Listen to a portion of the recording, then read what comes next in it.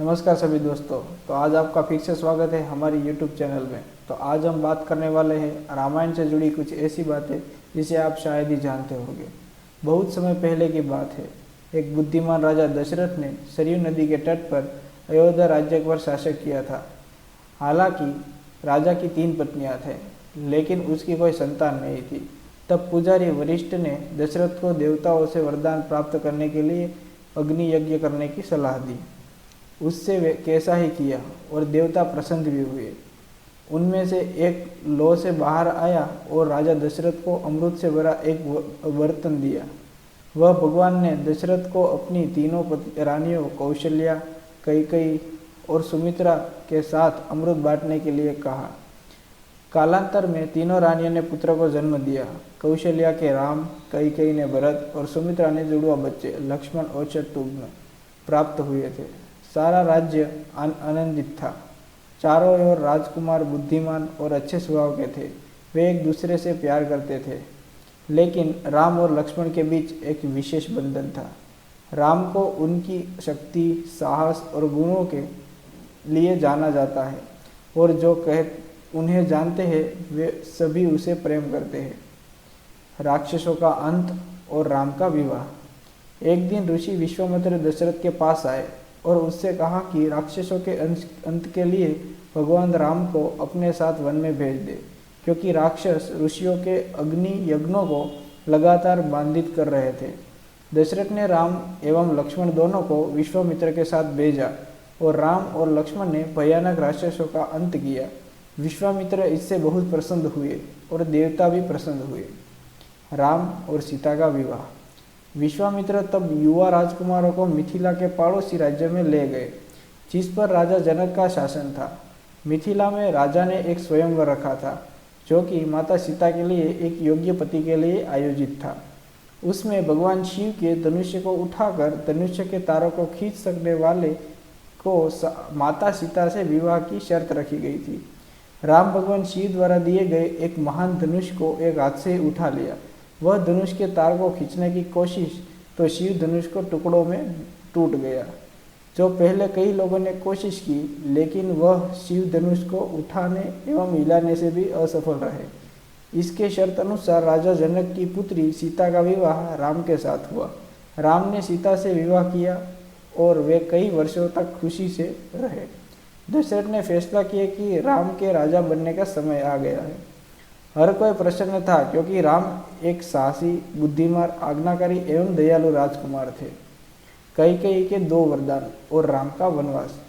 कैकेयी की दासी मंथरा इस बात से कई खुश नहीं थी, बल्कि वह चाहती थी कि उसकी रानी का पुत्र भरत राजा बने।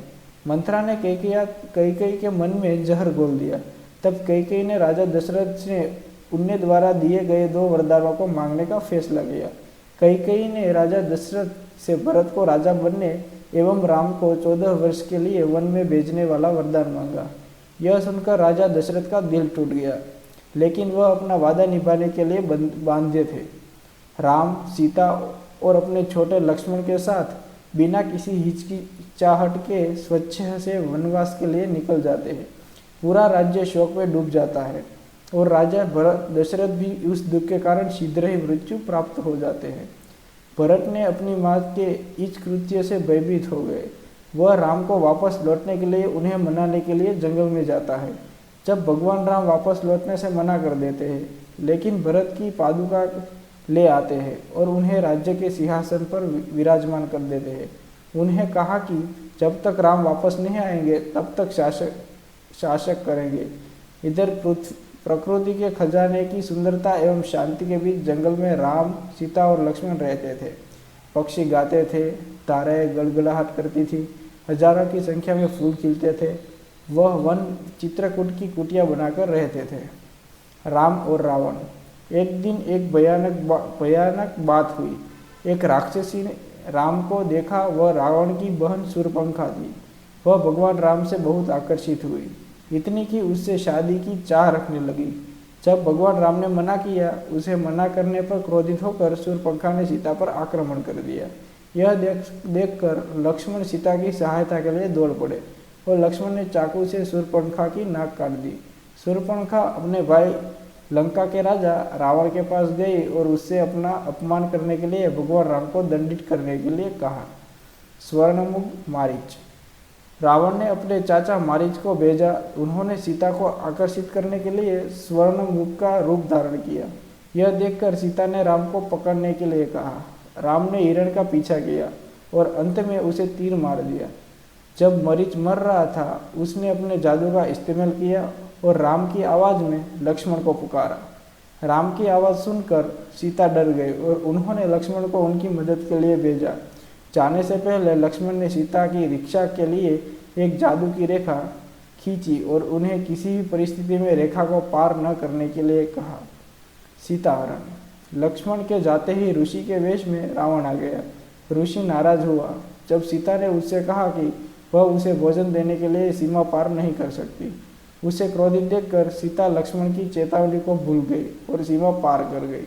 जैसे ही उसने सीमा पार की, रावण ने उसे पकड़ लिया और लंका के लिए अपने पुष्पक विमान में उड़ान भरी। उसकी पुकार सुनकर चील के राजा जटायु ने उसकी मदद करने की कोशिश की, लेकिन रावण ने उसे बुरी तरह घायल कर दिया और जटायु का पंख काट डाला। सीता जी की खोज। राम और लक्ष्मण सीता की खोज में निकल पड़े। जटायु ने उन्हें बताया कि रावण ने सीता का हरण किया है।